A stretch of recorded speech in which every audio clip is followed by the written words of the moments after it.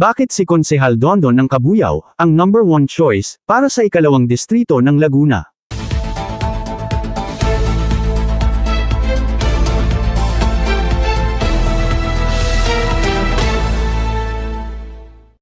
Bago tayo magpatuloy, huwag kalimutan mag-follow, mag-like, at i-share iyong aming Facebook page. At huwag din kalimutan mag-subscribe sa aming YouTube channel, ang Serbisyo Balita Live Online. Maraming salamat po. Pinaniniwalaan ng karamihan sa ikalawang distrito ng lalawigan ng Laguna na si Konsehal Dondon Hain ng lungsod ng Cabuyao ang hahalili sa posisyong iiwan ni Congresswoman Ruth Hernandez, sa paniwala ng marami kapag ang kongresista ay papalit naman sa pwesto ng asawa nitong si Governor Ramil Hernandez, pagkatapos ng full term nito. Batay sa pinakahuling pamumulso ng Kambal, isang samahan ng mga media practitioners at mga local vloggers, nananatiling number 1 choice si Konsehal Hain sa pagkakongresista para sa darating na 2025 national and local elections. Ayon sa nasabing samahan, malaki ang advantage nitong konsehal mula sa Cabuyao sa kadahilanang, una, malaki ang voting population ng lungsod ng Cabuyao, kumpara sa pinagsamang mga botante mula sa mga bayan ng Bay at Los Baños.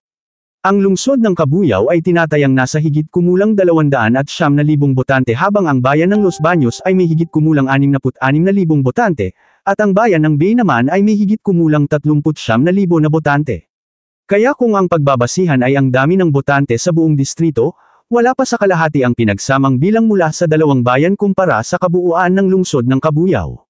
At nitong nakalipas na 2022 presidential elections, nakapagtala ng higit kumulang 79,000 na boto si Konsehal Dondon Hain sa kanilang lungsod, mas higit pa din ang bilang na ito kung may solidong boto naman na magmumula sa dalawang bayan. Pangalawang aspeto naman, sa bahagi naman ng pakikitungo sa mamamayan, kilalang matulungin at mapagmalasakit ang konsehal sa kanilang lungsod. Bagay na pinaparamdam na din ito sa dalawa pang bayan ng ikalawang distrito. Isa sa masasabing paghatid ng tulong ng konsehal sa mga hindi niya kalungsod, ay nang mawala ng supply ng tubig ang mga residente sa bayan ng Bay pati na din sa Los Baños, dahil sa pagkakasira ng makina sa pumping station ng LARC. Agad na nagpadala ang konsehal ng mga water tankers upang mabigyan ng tubig ang mga nasa dalawang bayan.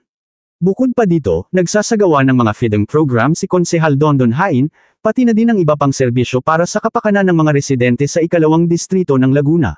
Umaasa at naniniwala ang karamihan ng mga residente ng ikalawang distrito na malaki ang tiyansa ng konsehal na maging susunod na congressman ng ikalawang distrito ng Laguna. Mula dito sa silid balitaan ng DZSB, ang himpilan ng katotohanan at paglilingkod, ito si Ian Almario, ang gwapong AI reporter, na kahit hindi tao, nag-uulat para sa Serbisyo Balita.